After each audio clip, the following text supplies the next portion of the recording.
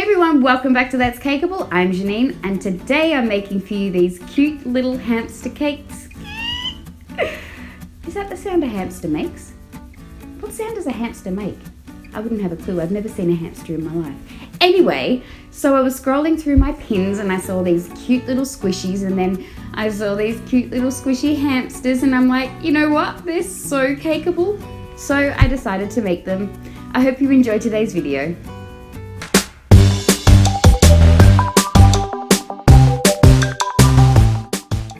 So to make these little cuties, I baked two 4-inch half sphere white chocolate cakes that I dyed teal and purple, split them and then filled them with a whipped white chocolate ganache that I had flavoured with toffee apple. I hope hamsters like toffee apple.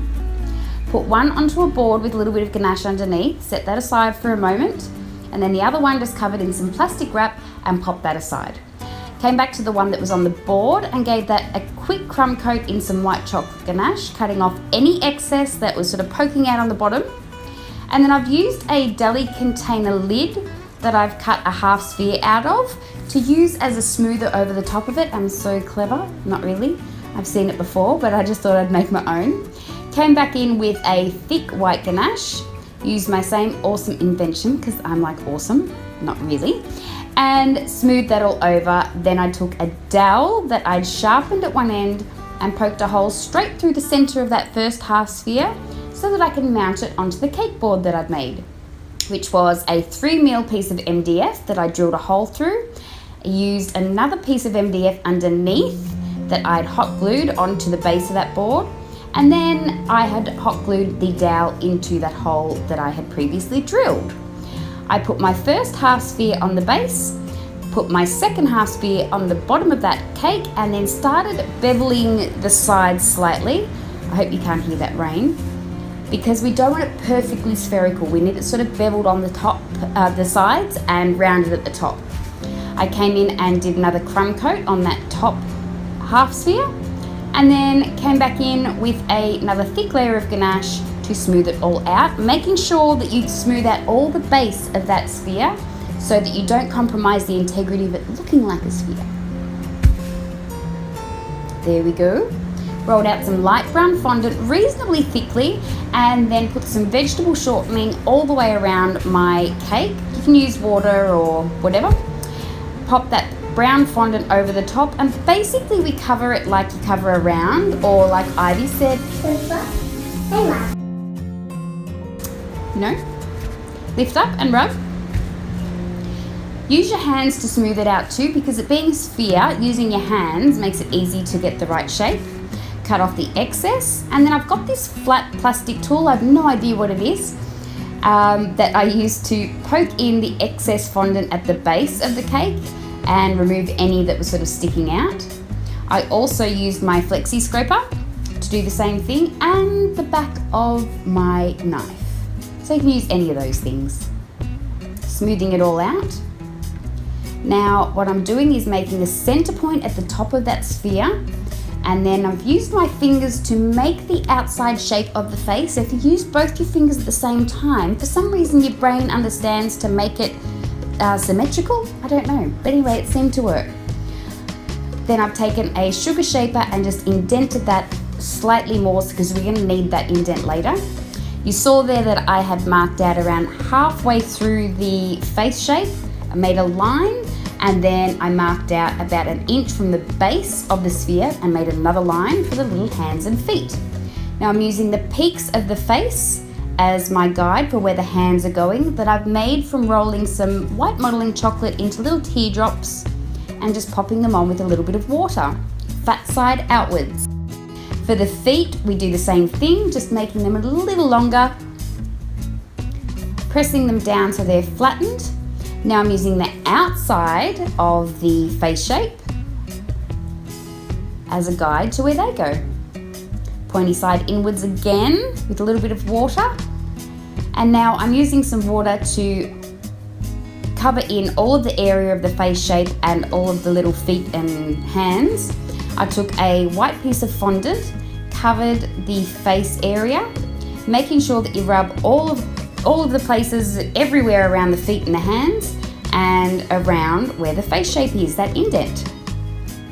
because you'll be able to see that indent and use it as a guide to use your X-Acto knife to cut out the face shape, like that. Once again, cut off the excess fondant off the bottom, and I've used the back of my knife to push the excess hanging down underneath.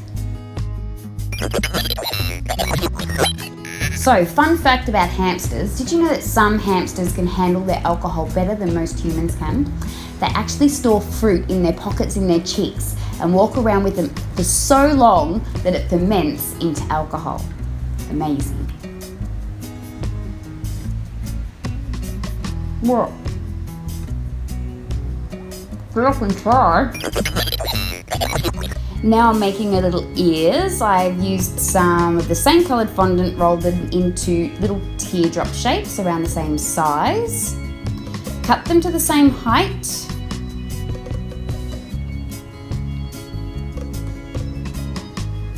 And then used a really, really funky tool called my finger to indent the inside for the inner ear.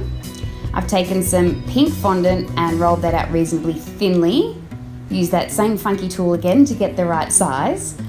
And then just freehand cut a little triangle, rounded triangle, to go inside those ears.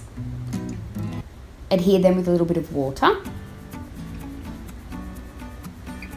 Cut off the bottom and Bob's your auntie or uncle or whatever. There you go, little ears. I adhere them with a little bit of water on each side of the head and then pop some toothpicks in to make them a bit more secure. Slide the ears on and there they are. Cutie patooties. Okay, so now I'm rolling out a snake of the same brown fondant, sort of rounded at the top. And even though you can't really see what I'm doing here, I apologise, I do this a few times. I just add a couple of little pieces to the inner ear to look like a little bit of fluff. See, fluff. Do that on both sides, of course. She hasn't been to the barber. Now I've taken a strip of slightly darker brown fondant, cut it at one end into a point, and it's sort of going to be like a mohawk. I adhere that to the top of her head and all the way down her back with a little bit of water. There you go.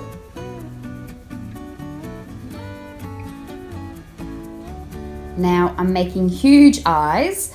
I'm using a piping tip as my circle cutter, cutting out 2 pieces of very thinly rolled black fondant. Do you know that hamsters can't see very well? So I'm giving her the best chance in life that I can by giving her huge eyes. I adhere them with a little bit of water right at the very top of her face, just below where the peaks are. Now to make her nose, I'm putting some water on in a little V shape, and I've put tiny pieces of fondant there to make the nose shape. I'm making little sweeps for her smile. I've rolled out the fondant really thinly, a really thin snake, and used that as her mouth. I did that in the Easter Bunny video as well, if you go and have a look at that one. Now, painstakingly cutting out her little eyelashes.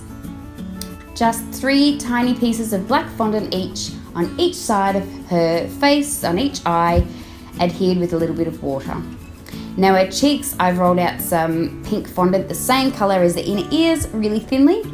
Slightly larger circle cutters, and pop those little cheeks on the sides of her face. I told you I did it a few times. I'm sorry, the view was really bad. I didn't even think. Sometimes I do that, like don't think. A lot of times I do that. For the little catch lights for the eyes, I've just rolled out some tiny pieces of white fondant and pressed those onto the eyes with a little bit of water. Now I thought I'd finish her off with a little bit of a bow. So I rolled out 2 teardrop shaped pieces of pink fondant, put little marks in them, popped one on either side of her little ear, and then used a round piece for the center of the bow and popped that on with some water too. Now to embellish the board, I used some peanuts. So I'm cutting up some white chocolate fondant. That's 50-50 modeling chocolate and fondant. rolling them out and rolling them onto an impression mat, the smallest area of the impression mat, which was my snakeskin impression mat, which I used for my dinosaur last week. To colour them, I coloured them in some ivory food colour that I'd watered down with some food grade alcohol, rubbed off the excess, and there you go, there they are. Cute little squishy hamsters. They're nuts about each other. So the red heart is fondant too. I made that sort of off camera. That was an afterthought, something I thought about later. But I just thought it was cute, nuts about you. So there you go, super cute, super squishy little hamsters that you can try at home yourself easily. Now you know how to do it. I've still got grape in my mouth and still no wine. Oh well, next time, maybe. Thank you so much for joining me again this week, and thank you so much to all of you for enabling me to reach my first 100 subs. Don't forget to like and share, and if you haven't subscribed yet, don't forget to subscribe. Share it with your friends and tell them to subscribe, and onwards and upwards to the next 100, 200, 300, I could go on. Thank you again for joining me, and until next time, don't forget to get your cake on. Bye.